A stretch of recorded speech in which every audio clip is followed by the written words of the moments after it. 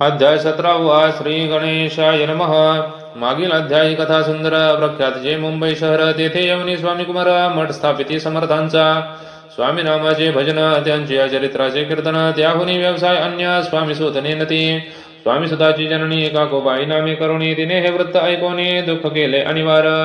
निज मातेचा शोक पाहून दुःखित झाले अंतकरण तिये लागी सावरून धरले सत्वर प्रेमाने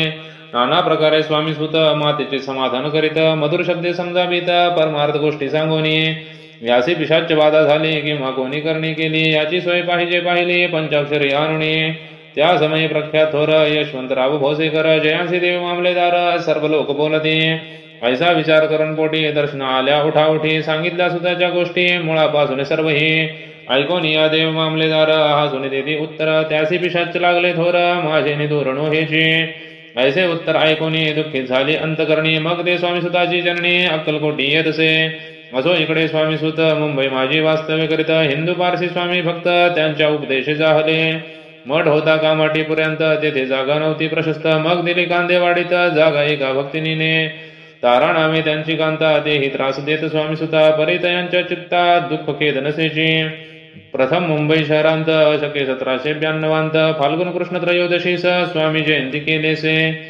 कोणी एके समयासी नगर करणाना जोशी सहज आले मुंबईसी त्यांनी ऐकले वर्तमान पाहुनी स्वामी सुताप्रती आनंदले नाना चित्ती प्रेमानंदे चरण वंदिते स्तवन करीते तयांचे स्वामी सुते तयासी लावियले स्वामी भक्तीसी धन्य झाले नाना जोशी रंगले भजनी समर्थांच्या पुढे जोशी बुवांनी स्वामींची पत्रिका करून ती अर्पावया श्रीचरणी अक्कलकोटी पातले पत्रिका श्रीचरणी अर्पिली स्वामी मूर्ती आनंदले समर्थे त्यांची आज्ञा केली नगारा वाजवा म्हणून नगारा वाजविता जोशी आसू आले समर्थांशी पाहुनी आसो भक्ताचे परमानंद झाला असो अक्कलकोट नगरांत शके 1793 प्रथम स्वामी जयंती करीत स्वामी सुत आनंदे शेली खेडे ग्रामात प्रथम स्वामी प्रकट होत विजयसिंग नामे भक्त गोट्या खेळत त्यांचवे स्वामी सूत दिवसेंदिवस स्वामी भक्ती करी विशेष जन लाविले भजनास कीर्तीत भज उभारिला मना माझी धरुणी कामना कोणी येतांची दर्शना त्यांची समर्थ करती आज्ञा सुताकडे जावयाची स्वामी सुत ही त्यांप्रती मनातील गुण सांगती ऐकोनी जनचकित होती वर्णिती ख्याती सुताची एकदा सहज स्वामी सुत अक्कलकोटी दर्शना येत तेव्हा समर्थ राजवाड्यात राहिले होते आनंदे स्वामी दर्शन घेतल्याविन तोन सेवी उदकांना ऐसे दिवस झाले तीन निराहार राहिला मग वाड्यासमोर जाऊन आरंभिले प्रेमळ भजन जे करून रसे भरले पूर्ण ऐकले आतून राणीने सेवकांसी म्हणे सत्वरी तुम्ही जाऊन या अवसरी त्या साधुते मंदिरे प्रार्थनी या आणावे पाहोन या समर्थांसी उल्हासुताचे मानसी धावोन या वेगेसी मिठी चरणी घातले निज सुद्धा ते पाहुनी आनंदले समर्थमनी कर फिरविला मुखावरुणी हस्ती धरुणी उठविले अक्कलकोटी त्या अवसरी बौद्ध होते सेवेकरी परी समर्थांची प्रीती खरी स्वामी सुतावरी होती स्वामी सुत रात्रंदिन समर्थांपुढे करीती भजन पायी खडावा घालून प्रेमरंगी नाचती एके दिवशी श्री समर्थ बैसले असता आनंदात स्वामी सुत भजन करीत पायी खडावा घालून एकांत समय साधोनी समर्थ सांगती दयाकानी आम्ही जातो निजधामी वारसा पुढे चालवावा स्वामी वचन ऐकोनी स्वामी सुत निशब्द होई कल्पना साहित्यासी स्वामी विन कैसे जीवन वारंवार विणवी स्वामींसी ऐसे न करावे काही मी अजानले करू तू माझी आई स्वामी धरती हृदयाशी म्हणती आम्ही तव हृदयी वास करो निश्चयी चिंता न काही करावी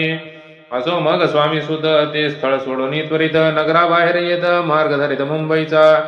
स्वामी वचनी दुखावला अंतरी बहु खिन्न झाला परतोनी नाही आला जन्मभरी अक्कलकोटी त्या दुःखे उत्तर क्षीण झाला स्वामी सुत दुःख करे दिवस रात्र चैन नसे क्षणी भरी तोची रोग लागला शेवटी आजारी पडला ऐसा समाचार समजला अक्कलकोटी समर्थांते स्वामी सुताची जननी राहत असे त्या स्थानी तिने हे वर्तमान ऐकून विनवित समर्थांते मग समर्थे त्या अवसरी मुंबईस पाठविले सेवेकरी म्हणती सुता ते सत्वरी मग सन्निध आणावे परी सुत त्या सांगाती आला नाही अक्कलकोटी विरह दुःख त्याचे पोटी रात्रंदिन चलत असे मग सांगती समर्थ त्यासी घालोनी पेटीत घेऊन यावे त्वरित कोणीतरी जावोनी तथापि स्वामी सुत पाही अक्कलकोटी आला नाही दिवसेंदिवस देही क्षीण होत चालला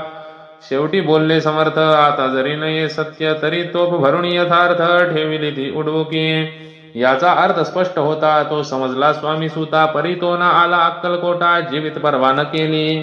आजार वाढला विशेष श्रावण शुद्ध प्रतिपदेस केला असे कैलासवास सर्व लोक हळहळती अक्कलकोटी त्यादिनी समर्थ करती विचित्र करणी वैसले स्नान करुणी परिगंधन लाविती भोजनातेन उठती धरणीवरी अंग टाकिती कोणा संगेन बोलती रुदन करती क्षणोक्षणी इतक्या माझी सत्वर मुंबईहून आली तार श्रुत झाला समाचार स्वामी सुतगत झाला मग काकूबाईने सत्वर जवळी केले मुंबापूर तेथे समजला समाचार परत्र पावला आत्मज निज पुत्र मरण मारता ऐकुनी करती आकांता तो दुःखद समय वर्णिता दुःख अंतरी होतसे असो मग काकूबाई अक्कलकोटी लवलाही परतोनी आल्या पाही बोलल्या काय समर्थांते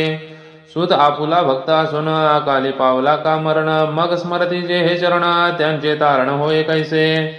समर्थ बोलले तियसी उल्लंघिले आमुच्या आज्ञेसी संधी सापडली काळासी ओढोनी बळीची मग नेला धन्य धन्य स्वामी कुमार उतरला भवोदधी दुस्तर ख्याती झाली सर्वत्र कीर्ती अमर राहिले इति श्री स्वामी चरित्र सारामृत नाना प्राकृत कथा संमत भाविक भक्त परिसोत सप्तदशोऽध्याय गोडा श्री भगवत चरणार्पणमस्तु श्रीरस्तु शुभं भवतु।